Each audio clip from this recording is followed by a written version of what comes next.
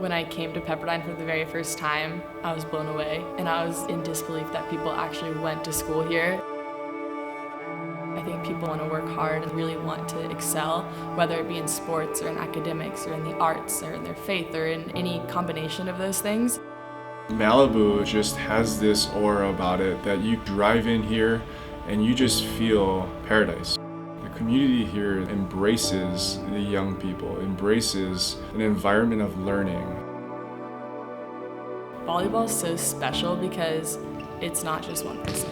It's all 6 people on the court, plus all the coaches, plus all the girls that aren't on the court at the time. It's such a team sport. Literally in the rules, you can't touch the ball twice in a row, so you gotta depend on other people.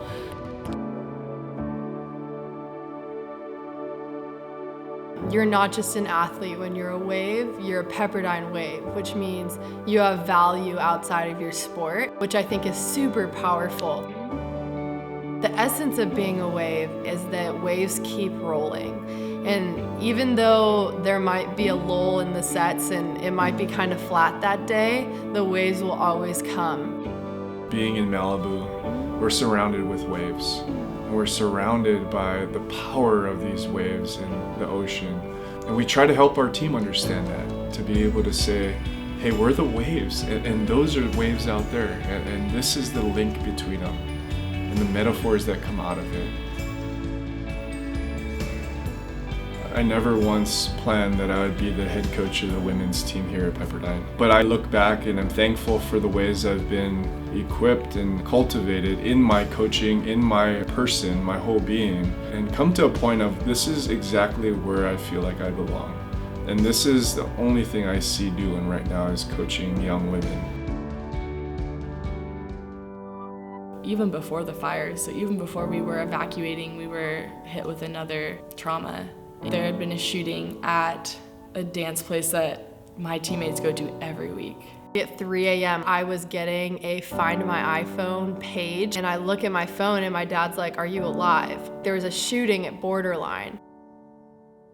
The biggest thing that made it hit so hard was that I had plans to go that night, and I had completely forgotten. I never leave the dance floor. I would have been the tallest one on the dance floor. The first thought was like, wow, that could have been me. Our chaplain addressed the team of the loss of a student. That was really the first time dealing with the Borderline shooting as a team. The day after the shooting, we were all grieving. The whole team went to a church service that night. I just remember walking out of that service and seeing ash come just flying through the air everywhere. And it was just like we didn't even have time to process what had just happened.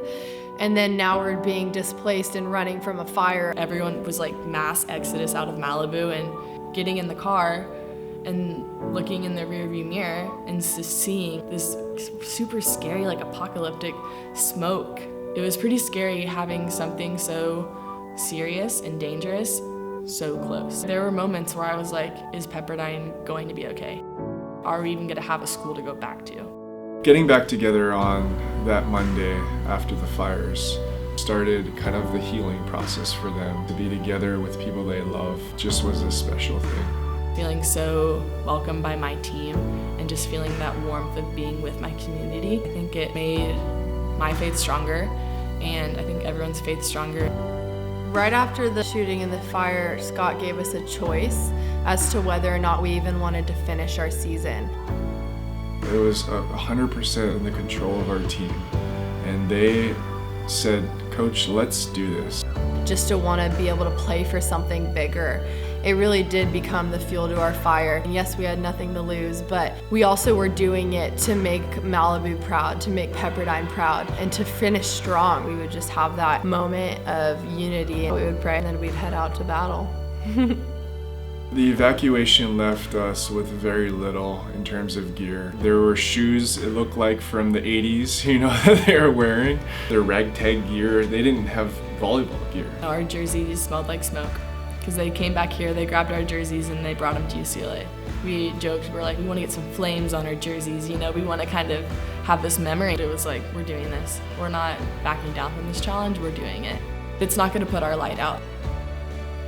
A6 was wonderful throughout it all, and despite not having much when we left Pepperdine, they quickly filled in the gaps of what we needed.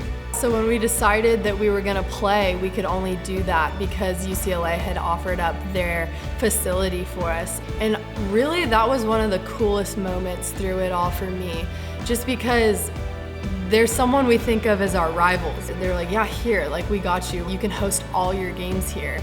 From the first moment that we stepped out on the court, there was just this bond, this unity that was underlying everything that we did. That had grown during all the tough stuff that we went through, but then it actually manifested once we got onto the court. We were all truly on the same side, and that definitely showed. To play 4 matches over 6 days, such a short amount of time, to play some high emotional matches against great teams that all wanted the same thing that we wanted, is to make it to the postseason. Right after this traumatic experience, we were able to take that momentum that we had just created in a really short amount of time, and we could take that into the tournament. And then at the end, it was like win, win, win, win, win. To win all 4 sent us to the NCAAs, which it's been 7 years. One of those proud moments as a coach that you just sit back and go, wow, this group is amazing.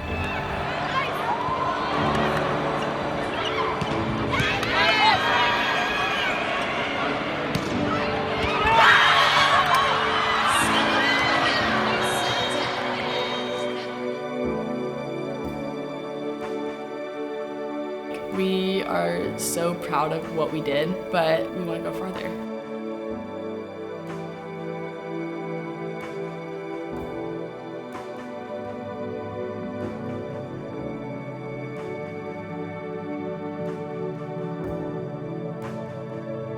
So our next step is, hey, we're going to make it to the Sweet 16. This is hard, this is challenging, but we're gonna beat it. That's kind of something we say now, is like, we're stronger than this dune. You can't do it alone, you have to do it together.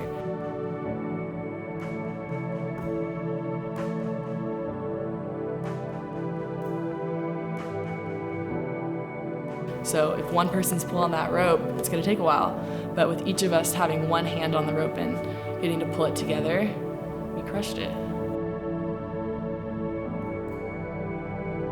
Like, if we did that, just imagine what else we could do.